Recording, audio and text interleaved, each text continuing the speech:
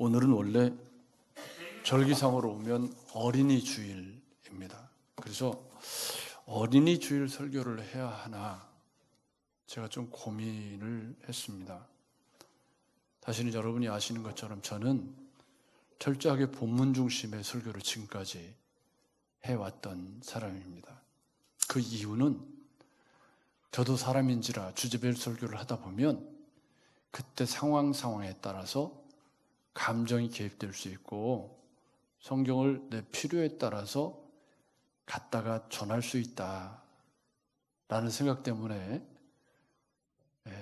오전 예배 설교도 철저하게 본문에서 말씀하는 것을 이야기하는 것을 원칙으로 설교를 해왔습니다. 그렇지만 지금 코로나라고 하는 이 특별한 상황 때문에 할 수 없이 주제별 설교를 지금 해야 되는 그런 상황이 되었고, 그런 상황 속에 어린이 주일을 선택할 것인가 코로나 상황을 선택할 것인가 기도하면서 저는 코로나라고 하는 상황을 선택하기로 했습니다. 그래서 이 어려운 시기에 전 세계적인 위기의 상황에 아직까지 없었던 어려움이고, 우리 어르신 우리 김기학 집사님 93년 인생에 한 번도 겪어본 적이 없는, 맞죠? 예, 우리 인생에 아직도 한 번도 겪어본 적이 없는 이런 초미의 사태가 지금 코로나 사태입니다. 혹시 지금까지 사시면서 코로나로 인해서 이렇게 학교가 문을 닫고 예배가 중단되고 했던 적이 없지 않습니까? 앞으로도 또 어떻게 전개될지 알 수 없는, 그래서 이렇게 처음 만나는 어려운 상황에서 그리스도인으로서 우리는 어떤 선택을 하고 어떻게 살아가는 것이 옳은 것인가에 대한 참 많은 고민이 있을 줄 압니다.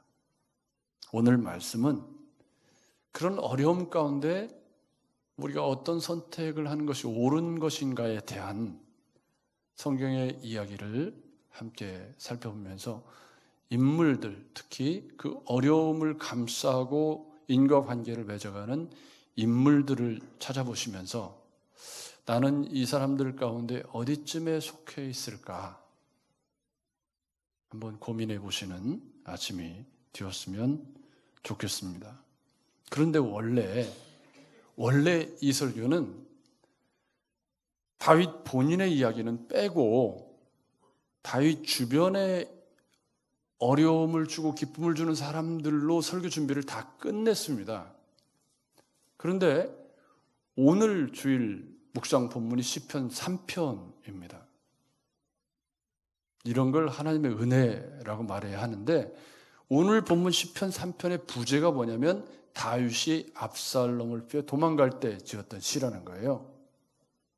그래서 그 어려움의 중심에 있는 다윗의 심정, 오늘 제가 설교하려고 했던 그 바르실레와 이름이 갑자기 생각이 안 나요. 시므이와 시바, 이 사람들의 인과관계 이야기 속에 원래 다윗의 그 상황에 대한 이해는 빠져 있었습니다. 그런데 오늘 시편 3편을 묵상하면서 새벽에 들어가서 그 부분을 첨가해 넣으니까 어려움을 대하는 종합적인 지도가 완성이 되었습니다. 이 다윗이 처해져 있는 상황이 어떤 상황이었냐면, 아들 압살롬이라고 하는 아들이 반역을 해서 아버지가 아들한테 쫓겨가지고 지금 예루살렘에서 도망치는 피난길에 올라 있는 상황입니다.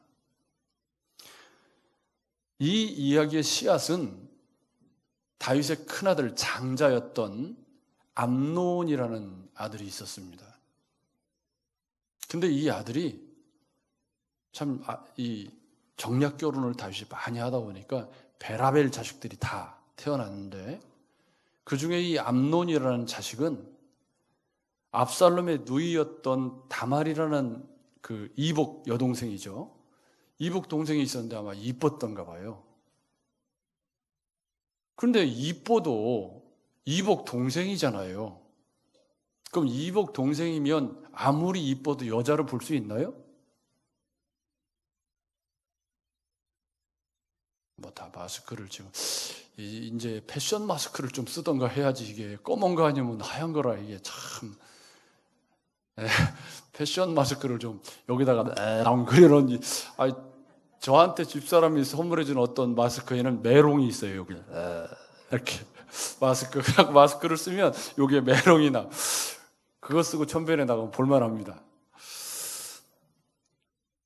그런데 이 암논이 그 이복 여동생 다말을 그만 보고서 첫눈에 그냥 홀딱 빠진 거예요. 근데 이런 경우는 대부분 다 정욕적인 거죠. 근데 해서는 안 되는 이 일을 암논이 참지를 못하고 아버지한테 부탁을 해서 자기 아프다고 거짓말을 하고 여동생이 와서 시중을 들게 해가지고 거기서 억지로 성폭행을 해버린 거예요. 그러면 아버지가 이 자식을 어떻게 해야 되죠? 엄히 징계를 했어야 돼요. 근데 엄히 징계를 안 한 거예요. 그러니까 압살롬이 이건 내가 복수를 한다. 이 사람이 얼마나 지독한 사람이냐면요. 암논을 살해하기 위해서, 자기 형이죠. 이복형. 암논을 살해하기 위해서 2년 동안 준비를 합니다. 그러니까 압살롬은 아주 굉장히 집념이 있고 지독한 사람인 것 같아요. 2년을 준비를 해서 암논을 잔치자리에 불러서 살해를 보복을 합니다. 가정이 풍비박산이 나는 거죠. 그로 인해서 압살롬은 아버지의 눈을 피해서 도망가가지고 어머니의 고향인 구슬 땅으로 가서 거기서 3년 동안 있게 됩니다. 3년이 지나니까 아버지가 또 자식이잖아요. 그것도. 그러니까 우여곡절을 겪어서 요압의 중재 아닌 중재로 돌아오긴 옵니다. 3년 동안 구슬 땅에 있다가 돌아왔는데 아버지가 얼굴을 안 보는 거예요. 얼마 동안 아버지가 얼굴을 안 봤냐면 2년 동안 얼굴을 안 본 거예요. 그러니까 이 자식이 삐뚤어져 가지고 그 2년이 지나는 동안 어떤 생각을 했냐면 내가 아버지 내쫓고 왕이 되어야 되겠다. 보통 사람 같으면 이런 생각 안 합니다. 그런데 이 자식이 그로부터 4년을 준비를 합니다. 아버지의 왕권을 찬탈하기 위해서 외모가 아주 제가 요즘 들어서 외모가 잘생겼다는 소리를 60줄이 다 돼가지고 자주 들어요. 젊을 때는 한 번도 못 들어봤는데. 엊그제도 그 서울에서 제가 사역할 때 저와 중고등부 막 신앙 입문했던 집사님이 어제 금요일 날 내려오셨는데 식사를 같이 하면서 그 권사님이 저를 보고 미남이라고 그러더라고. 제가 이게 이제 뭐라고요? 고맙습니다. 제가 동영상을 이렇게 모니터를 하면서 좀 웃어야겠다. 내가 표정이 너무 고약스럽다 해서 지금 웃으려고 애를 많이 쓰고 있는 중이에요. 여러분 아셔야 돼요, 그걸. 제가 웃으면서 설교를 하려고 애를 많이 쓰고 있는데, 그런데 이 압살롬이 너무 미남인 거예요. 잘생긴. 그러니까 백성들한테 찾아다니면서 막 백성들의 마음을 홀리는데 사람들이 착각하는 게 있어요. 잘생긴 사람이 친절하게 해주면 더 홀딱 빠지는 거예요. 그래서 4년 동안 물밑 작업을 해가지고 백성들의 마음을 훔친 거죠. 그래서 반역이 딱 일어났습니다. 아버지가 어떻게 됐어요? 아버지가 도망자가 돼서 아버지가 도망을 갑니다. 그런데 그때 그 다윗의 마음을 진짜 아프게 한 사람이 누구냐면 아히도벨이라는 사람입니다. 이 사람이 어느 정도의 사람이었냐면 이 아히도벨의 말을 아히도벨이 베푸는 계략은 사람이 하나님께 물어서 받은 말씀과 같은 것이라 아히도벨의 모든 계략은 다윗에게나 압살롬에게나 그와 같이 여겨졌다는 거예요. 근데 이 아히도벨이 누구 편에 섰냐면 압살롬 편에 선 거예요. 그러니까 다른 사람에 관한 얘기는 없지만 이 아히도벨에 관해서는 사무엘하 16장 3절에 여호와의 원하옵건대 아히도벨의 모략을 어리석게 하소서라고 다윗이 기도한 내용이 나와요. 그러니까 많은 사람이 배반을 했지만 그 중에 가장 다윗에게 큰 상처를 준 사람이 아히도벨이라는 이 모략가라는 말이죠. 그 외에도 여러 사람들이 그런 상황 속에서 다윗이 지은 시가 시편 3편입니다. 그때 다윗의 신앙 고백, 그 어려운 상황, 도망자로 살면서 썼던 그런 그 다윗의 신앙 고백이 시편 3편인데 제가 읽어보겠습니다. 여러분 시편 3편을 펴서 보셔도 되고요. 여호와여, 나의 대적이 어찌 그리 많은지요. 일어나 나를 치는 자가 많으니이다. 많은 사람이 나를 대적하여 말하기를 그는 하나님께 구원을 받지 못한다 하나이다. 요게 조금 뒤에 살펴볼 시므이 같은 사람이 하는 말입니다. 많은 사람이 상황이 이렇게 되니까 다윗 편을 서주는 게 아니라 압살롬 편에 따르면서 저 사람이 다시는 왕이 되지 못할 것이다. 이제 다윗은 끝났어. 그렇게 말하더라는 거예요. 여러분 같으면 이런 상황에 어떻게 하시겠습니까?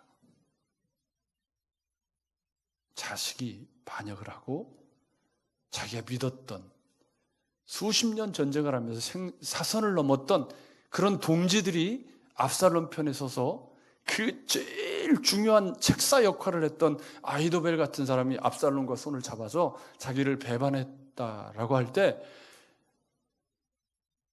이 다윗의 마음이라는 것이 어떤 것일까? 그런데 그때 그렇게 사람들이 말을 하는데 이 시편 3편에는요 셀라라는 말이 이렇게 중간중간에 들어있어요. 이 셀라라는 말은 여기까지 읽고 조금 멈춰서 생각 좀 해보세요. 그런 뜻이에요. 그러니까 시편을 읽으실 때 셀라라는 말이 들어있으면 셀라 하고 그냥 지나가면 안 되고 셀라 하고 조금 생각을 해봐야 돼. 앞에 무슨 얘기를 했는지. 그리고 이제 그 다음에. 근데 여기 셀라가 3번이나 나와요. 많은 사람이 나를 이렇게 어렵게 합니다. 그런데 3절에 뭐라고 말하냐면 여호와여 주는 나의 방패시요 나의 영광이시요 나의 머리를 드시는 자시니이다. 여기 빠졌지만 그래도 여호와는 나의 방패시요. 아멘. 상황이 지금 자식에게 쫓겨서 얼마나 이게 부끄러운 일이에요. 여러분 그렇잖아요. 국가적으로 봐도 개망신이고 자식이 반역을 해서 아버지가 쫓겨나가는 이게 지금 지금 오늘날 같으면 인터넷으로 완전히 생중계가 돼가지고 완전히 뒤집어질 일이잖아요. 이런 폐륜이 어디가 있어요. 가정적으로 봐도 부끄러운 일이고요. 그래도 주는 나의 방패시요. 아멘. 이게 믿음으로 사는 것입니다. 그래도 많은 사람이 나를 다 배반하고 자식이 나를 배반하는 이런 처참한 상황 가운데서 하나님은 어떻게 나한테 이럴 수가 있습니까? 왜 나한테 이런 어려운 일을 주시는 겁니까? 하나님 내가 뭘 잘못했습니까? 이렇게 말할 수 있잖아요. 삿대질을 하면서 하나님 이럴 수가 있습니까? 제가 일평생 하나님 앞에 믿음으로 살려고 얼마나 몸부림을 치고 얼마나 많은 세월 하나님 앞에 무릎을 꿇고 살아왔는데 하나님 나한테 이러실 수가 있습니까? 이게 정상 같잖아요. 여러분 그렇지 않나요? 어려움이 다가오면 우리 신앙의 밑바닥이 확 드러나요. 여러분 맞죠? 그러니까 사람은 어려움을 겪어봐야 그 사람이 진국인지 아닌지 알잖아요. 좀 오늘 그 얘기 하려고 그래요. 지금 이 코로나라고 하는 어려운 상황이 우리에게 닥쳤을 때 반응하는 유형들이 여러 가지가 있지만 다윗은 그래도 주는 나의 방패시오 나의 산성이시오 나의 머리를 들어주시는 분이 그분입니다. 이 나의 머리를 들어주신다는 말은 왕권을 회복시켜 주실 분이 하나님밖에 없습니다. 그분이 나의 방패십니다. 상황이 어떤 상황인데요? 자식한테 쫓겨서 지금 망명자의, 도망자의 신분입니다. 조금 뒤에 살펴보겠습니다만은 그런 글을 중심으로 사람들이 어떻게 행동을 하고 있는 그런 상황에서 다윗은 이런 시편을 써내고 있는 것입니다. 그러시면서 내가 나의 목소리로 여호와께 부르짖으니 그의 성산에서 응답하시는도다. 할렐루야! 여기 셀라가 또 붙어 있어요. 그러면서 이렇게 말합니다. 내가 누워 자고 깨었으니 여호와께서 나를 붙드심이로다. 이게 보통 말이 아니에요. 여러분, 누워 자고 깨었으니 이 말은 상황이 이렇게 뒤집어져 있으면 잠을 잘 수 있나요? 없나요? 일반적으로 잠을 어떻게 자요? 잠을 어떻게 자? 자식이 지금 발뒤꿈치를 들어서 도망하고 백성들이 자기를 막 비난하고 믿었던 사람들이 다 배신하고 떠나고 그러는데 잠을 어떻게 자? 잠을 누우면 막 생각이 나고. 여러분 그렇잖아요. 우리 어르신들 비 오려고 그러면 비 오기 전날 쑤셔가지고 잠이 잘 안 오시잖아요. 그거하고는 좀 다른 거지만, 그러니까 그런데 다윗은 뭐라고 그래요? 나는 잘 자고 잘 깨웠다. 이게 뭐죠? 믿음으로 산다는 말입니다. 할렐루야. 하나님께 탁 맡기고 내가 잘 자고 잘 일어났습니다. 천만인이 나를 에워싸 진친다 하여도 나는 두려워하지 않겠습니다. 할렐루야. 이때 지은 시편이에요. 그런데 다윗은 이렇게 자기의 신앙을 정리하고 있을 때 그 주변에, 다윗 주변에 있는 사람들을 이제 살펴보려고 합니다. 이야기를 더 길게 해야 되지만 시간이 또 너무 많이 갈 것 같으니까 다윗 주변에 첫 번째 등장인물, 다윗이 피난길에 있을 때 찾아온 첫 번째 사람은 시바라는 사람입니다. 이름이 시바가 뭐야, 시바가. 이름이 시바. 시바예요. 네. 그런데 이 사람이 어떤 사람이냐면 사울 왕 때 사울의 가문의 재산 관리를 맡았던 사람이에요. 종이죠, 종. 그런데 다윗이 왕이 되고 나서 제일 찾았던 사람이 누구냐면 무비보셋이라는 사람입니다. 이 무비보셋이 누구냐면 요나단의 아들이에요. 요나단이 누구죠? 다윗의 유일한 직위. 사울의 아들이지만 다윗과 정말 마음을 같이 하고 마음을 나눴던 유일한 친구, 다윗에게 있어서 친구라고 말할 수 있는 유일한 인물이 누구예요?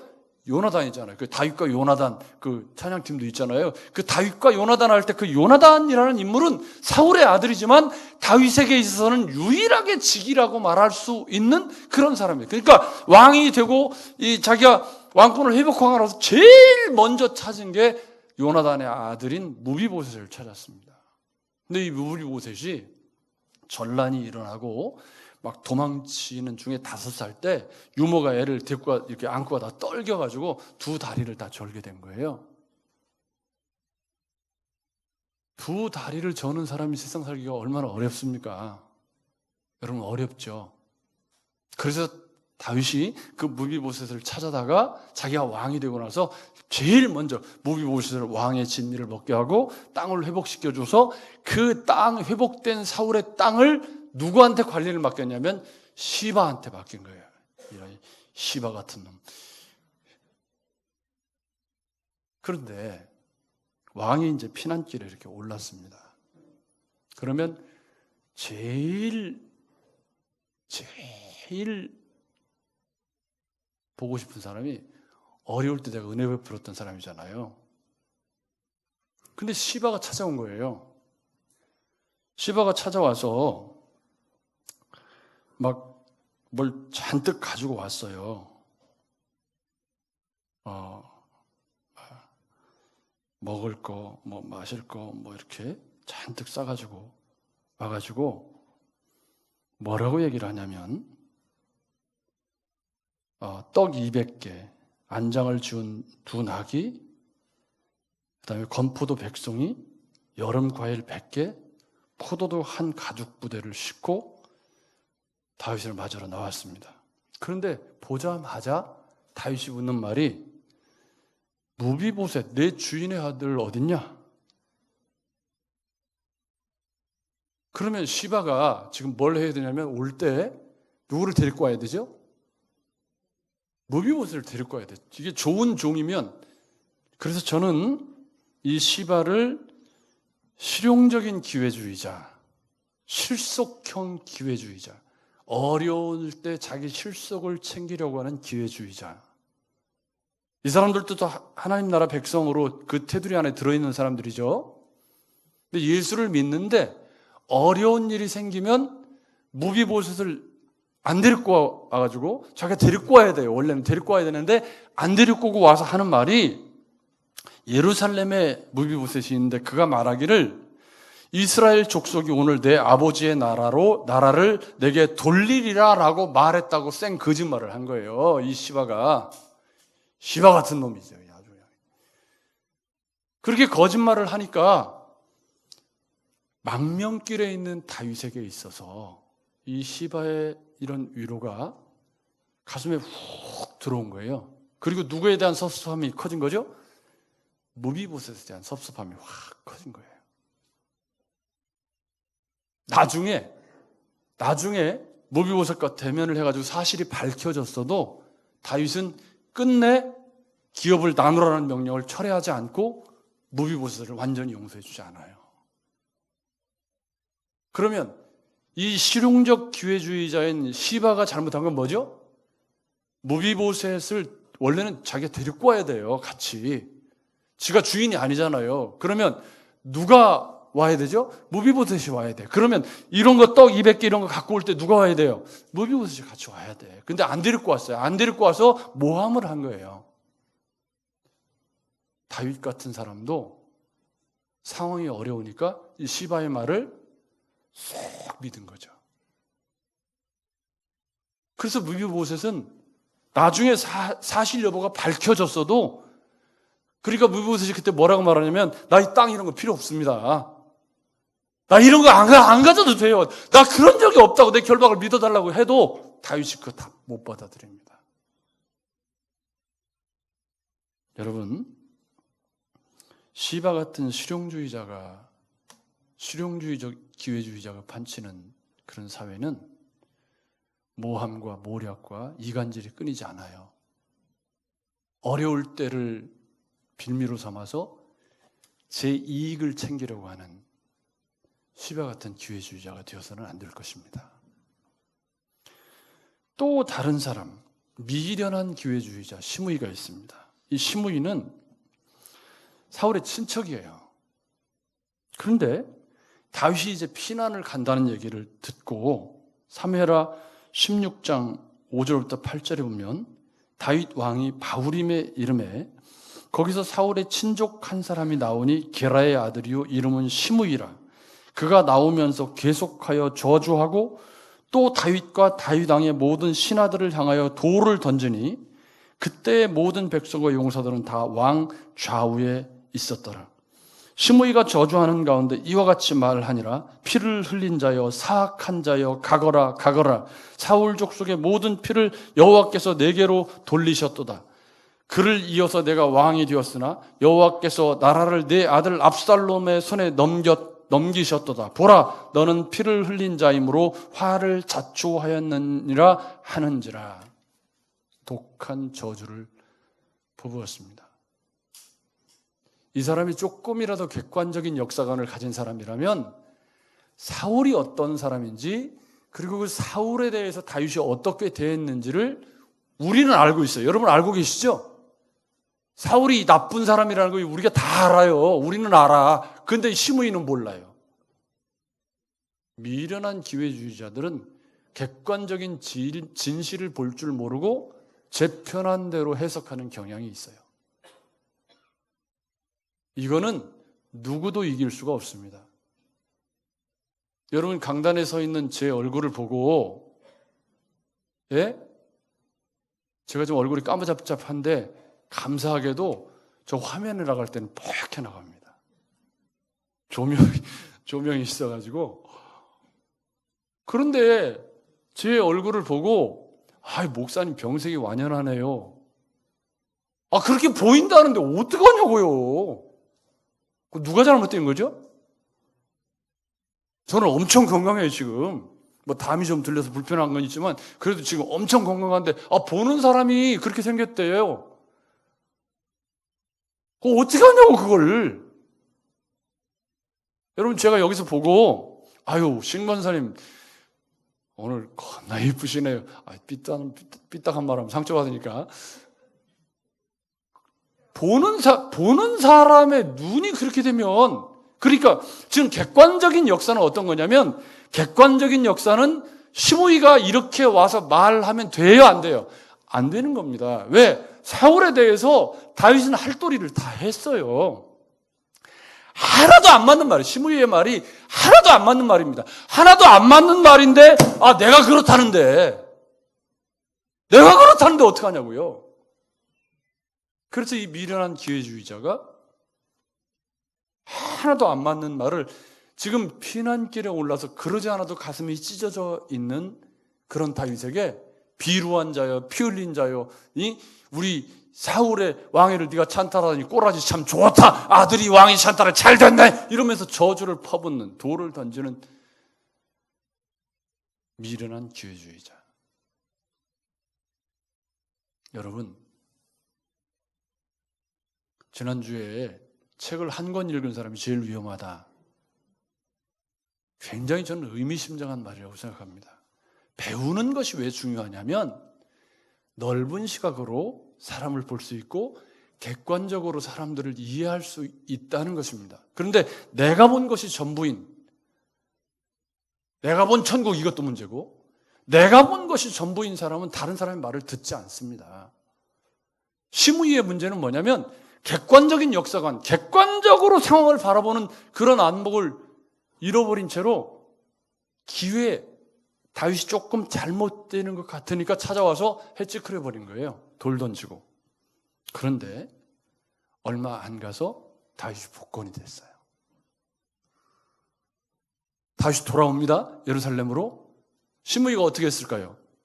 사무엘하 19장 16절부터 23절에는 시므이가 찾아왔어요. 어떻게 찾아왔냐면 베냐민 지파 사람 1000명 데리고 왔어요. 왜 그랬을까요?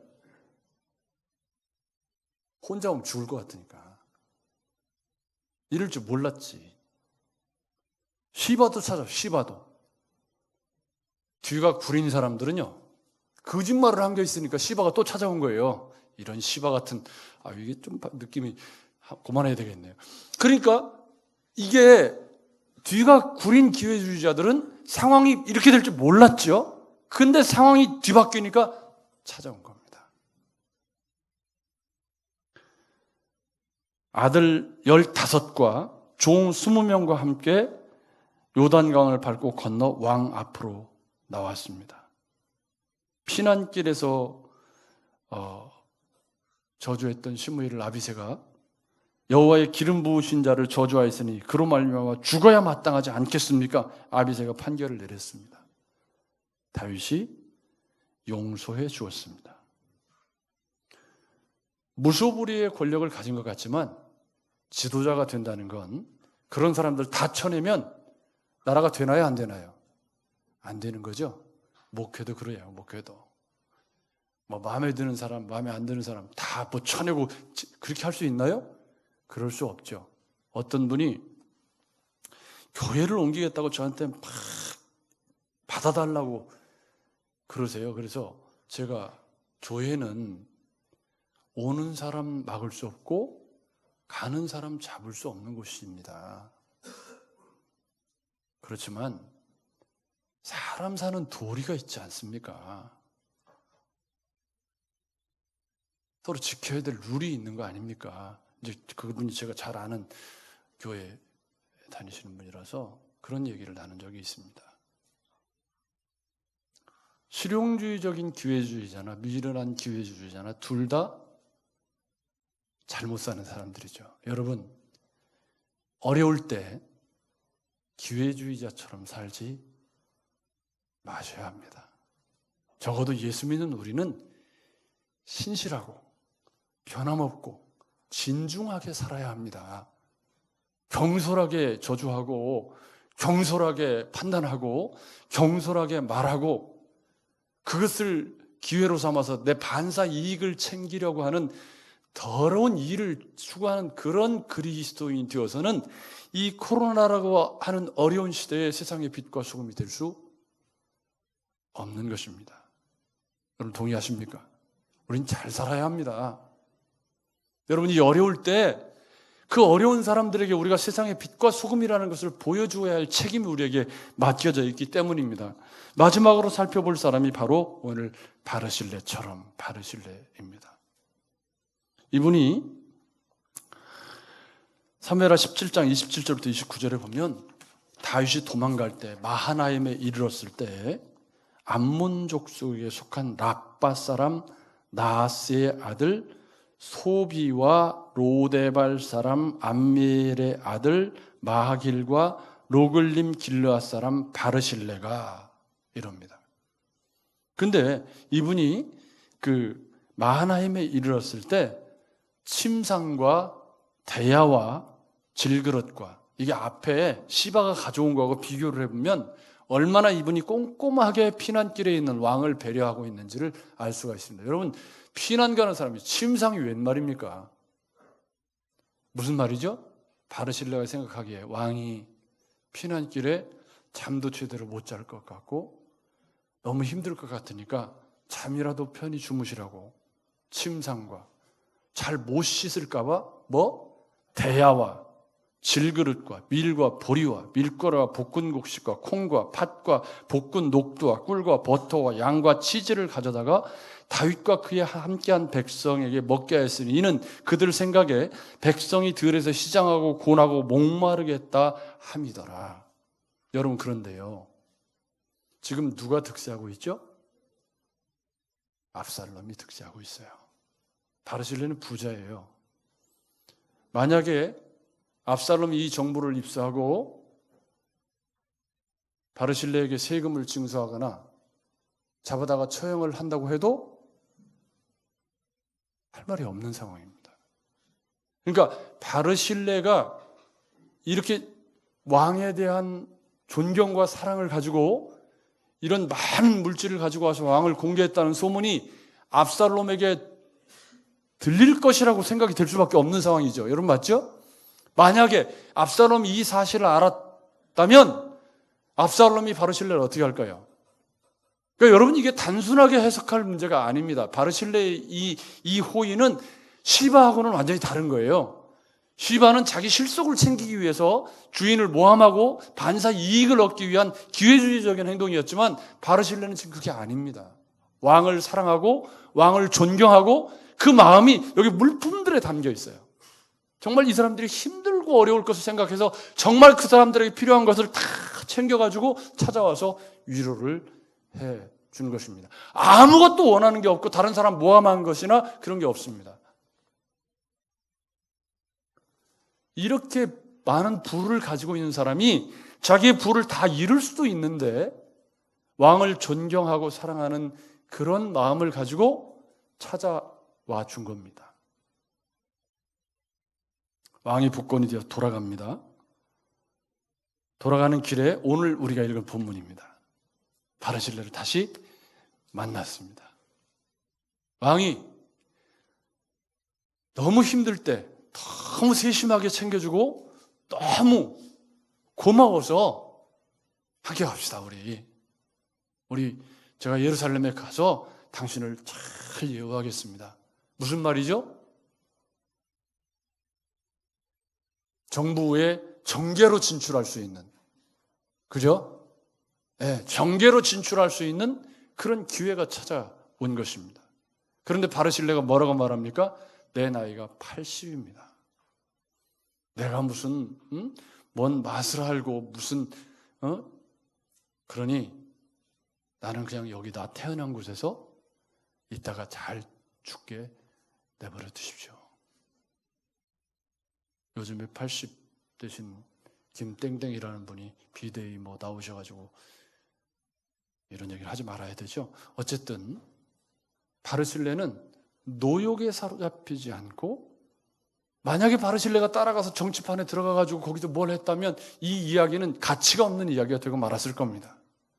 자식을 추천하고 그렇게 이야기가 끝이 났습니다. 다윗은 어려울 때 은혜를 베푼 바르실레에게 기회를 주고 싶었는지 모릅니다. 그러나 바르실레의 이 결정은 시바와 시므이, 유다 지파와 이스라엘 분쟁이라는 부끄러운 현실 속에 청량감을 주고, 거두절미하고 바르실레는 나이가 들면서 가지는 노욕으로부터 자유를 선언하고 자기 자리를 지키는 사람이었다. 사랑하는 여러분, 지금 우리가 살고 있는 시대는 다윗이 압살롬에게 쫓겨서 망명자가 되어야 했던 것과 비견될 만큼 어려운 시대입니다. 실질적으로 그렇게 어렵다는 것이 피부에 잘 안 느껴질 수도 있지만, 지금 국민에게 주는 돈들이 다 공돈인 것 같지만 다 그 부채잖아요. 국가적으로 보면 다 어려움인 것이고. 그런데 이런 속에서 오늘 두 가지를 우리는 정리를 해야 합니다. 어려움의 당사자인 다윗이 어떻게 어려움을 이겼는가? 우리에게 던지는 화두입니다.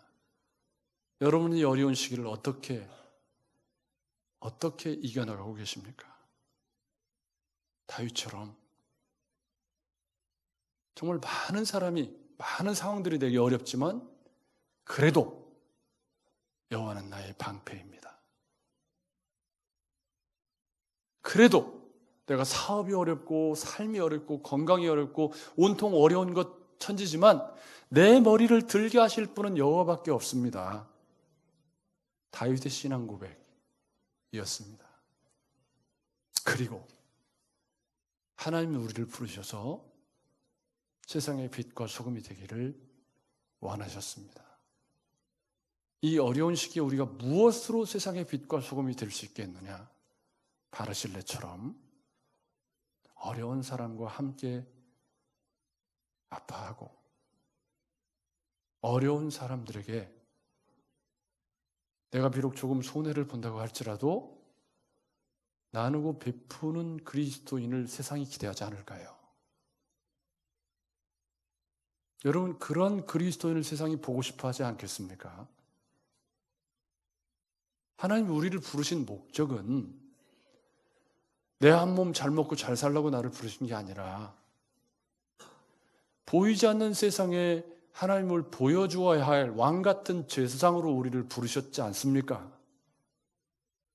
그렇다면 이 어려운 시대에, 물론 나도 어렵고 다 우리 삶이 질박하고 어렵지만, 그러나 그 어려운 시대의 바르실레처럼 어려운 사람을 위해서 조금이라도 무엇이라도 나눌 수 있고 베풀 수 있는 그리스도인이 되기를 우리 하나님이 원하시지 않겠습니까? 그것이 이 어려운 시대를 좀 더 훈훈하게 하고 어렵지만 살만나게 하는 세상을 만드는 그런 삶이 되지 않겠습니까? 늘 내 코가 석자죠. 우리가, 여러분 그렇지 않습니까? 늘 내 코가 석자지만, 그러나 바르실레처럼 이 어려운 시대에 누군가에게 은혜를 베풀고 소망을 불어넣어주고 위로가 되고 힘을 줄 수 있는 그런 그리스도인이 되시기로 결심하셨으면 좋겠습니다. 오늘 주님 앞에, 주님, 내가 다윗처럼 바르실레처럼 살고 싶습니다. 이 시간에 한번 1분 동안만 같이 기도하겠습니다. 하나님 아버지, 코로나 바이러스로 인해서 공포가 세상을 둘러덮고 있고, 코로나 바이러스로 인해서 삶의 많은 부분들이 무너져 있고 코로나 바이러스로 인해서 어려움을 겪는 사람들이 너무 많은 시대에 살고 있습니다. 이 어려운 시대에 다윗처럼 천만인이 나를 해치려고 할지라도 여호와는 나의 방패입니다. 세상 사람들이 다 나를 공격하고 어렵게 하지만 그러나 여전히 주님은 나의 방패, 주님은 나의 피난처입니다. 고백했던 그런 다윗의 신앙을 본받기로 마음을 새롭게 하고 결심하는 은혜가 있게 하여 주시옵소서. 시바와 시므이처럼 미련한 기회주의자들이 되지 말게 하여 주옵시고, 이 어려운 세상 속에 바르실레처럼 나누고 베풀어서 세상에 빛과 소금의 역할을 감당할 수 있는 그런 그리스도인이 되겠다고 마음을 새롭게 하고 결심하고 다짐하는 귀한 종들이 되게 하여 주시옵소서. 이 한 주간도 그렇게 살아낼 수 있도록 은혜 주시옵소서. 하나님 아버지, 우리가 살아온 인류 가운데, 인생 가운데 처음 겪는 이 극단적인 전염병, 이 어려움들로 인해서 우리는 전 역사에서 겪지 못했던 어려운 시기를 보내고 있습니다. 이러한 시대 속에 다시 한번 우리가 말씀을 보면서 내가 그리스도인으로 서야 할 자리, 가져야 할 믿음, 그것이 무엇인가를 듣게 되기를 원했습니다. 다윗처럼 수많은 사람들이 나를 공격하고 천만이 나를 에워싸 둘러칠지라도 그래도 여호와는 나의 방패이십니다. 이 믿음으로 이 어려움의 시대를 살아가겠다고 다시 한번 결심하는 은혜가 우리 가운데 있게 하여 주옵소서. 시바처럼 시므이처럼 기회주의자가 되어 어려운 시대에 어려움을 더해주고 오해를 불러일으키고 자기 이익을 챙기기 위해 움직이는 그런 그리스도인을 세상은 마디른 소금이라고 말할 것이고 짓밟히게 될 것입니다. 그래서 우리는 바르실레처럼 우리가 모두 어려운 시기를 살고 있지만 내가 이 시대에 누군가에게 그래도 위로가 되고 격려가 되고 힘이 되는 그리스도인으로 살고 싶다, 그런 꿈을 꾸게 하시고 그런 소망을 갖게 하시고 그 일을 위해 내 작은 무엇이라도 나누겠다고 결심하는 일들이 우리 가운데 있게 하여 주옵소서. 우리를 세상의 빛과 소금으로 부르신 주님은 우리가 이 어려운 시기에 진정한 빛과 소금이 되기를 원하시는 줄로 믿사오니 우리 사랑하는 종들, 우리 사랑하는 성도들, 이 어려운 시기에 바르실레처럼 어려운 사람의 마음을 알아주고 안아주고 감싸주고 섬기며 나누는 종들 다 되게 하여 주시옵소서.